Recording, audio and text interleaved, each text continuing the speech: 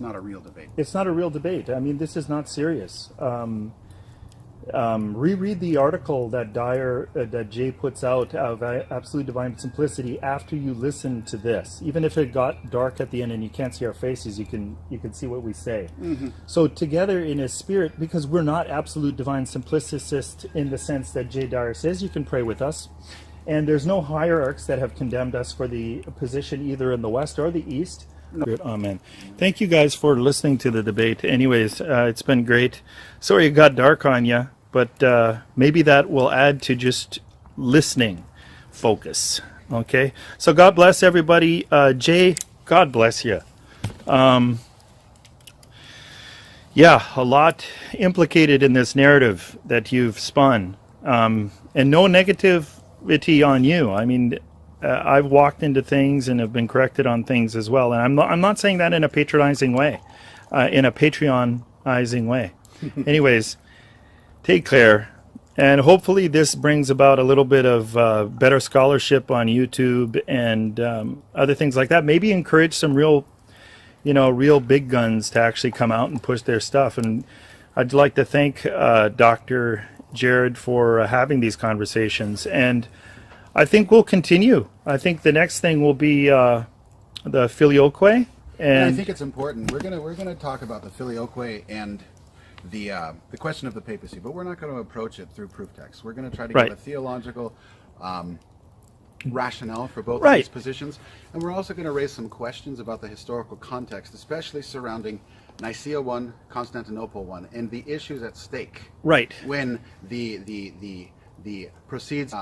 Throwing proof text at it. We're going to try to frame it historically, and then give some theological rationale, and then finish up and say, well, is this actually a heresy? Yeah. How was the conversation motivated at Florence? 1 minute. Yeah. So we're going to look at some of these things. Right. Do serious scientific theology and not modern historical theology. That's right. But you don't want to we barely got any time on this phone, but we want to do serious theology. We want to do scientific theology on this, not finding roots of polemics between the churches. Okay? But it doesn't act consciously. It just mimics.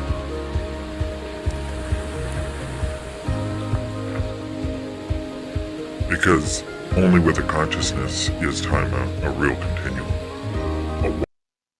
So we got Mr. Transcendental here. And he's going to explain a little bit about what he's named after. And I guess it's called Transcendentals. We're fortunate to have him here for an interview.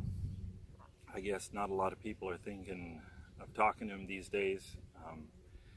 They'd rather do games, paradigmatic games. And he's of the opinion that there's really, there might be a cluster of paradigms that are pretty good,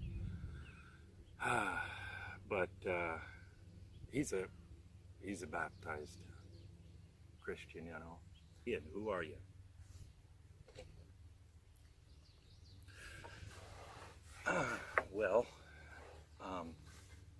Wanted to meet you here today, Luke, because I saw what you're doing on YouTube, and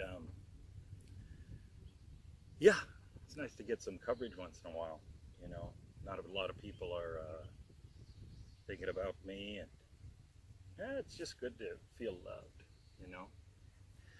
And so I've been around, and this is how I start all my interviews.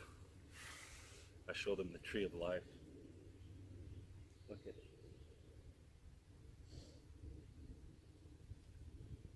So I take care of that tree. In fact, I personify the roots.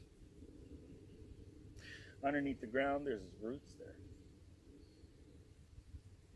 And the roots give all the nutrition for the trunk. The trunk goes out in all these sorts of branches. And I'm named after the roots. I'm a roots man. We got 9 roots there. Yep. You're going to have to learn some little memory devices that I taught to Lowell long time ago. And, well, you got to learn an alphabet. And since it was back in the day, it's going to be the Latin alphabet. But did you have any questions just about me before we get into? I know you were talking about lull and all that. Your videos kind of. Anyways, okay. So, well, let's start out with just what is a transcendental, and why is it coming up now in discourse and everything like that. You know, people are starting to want. Okay, transcendentals. Just have a look around. Wherever you're at home, look around. You're in a reality. You're experiencing something. No matter what your explanation for it is, or your attempt to explain, or your lack of explanation, or your feeling that there is no explanation, you're hit in the face that there is this experience you're having.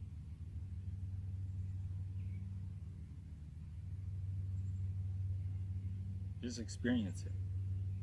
It's all here and it moves.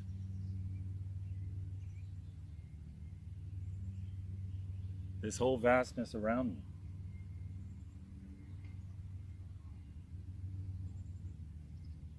And the transcendentals are the principles of all motion and all stability.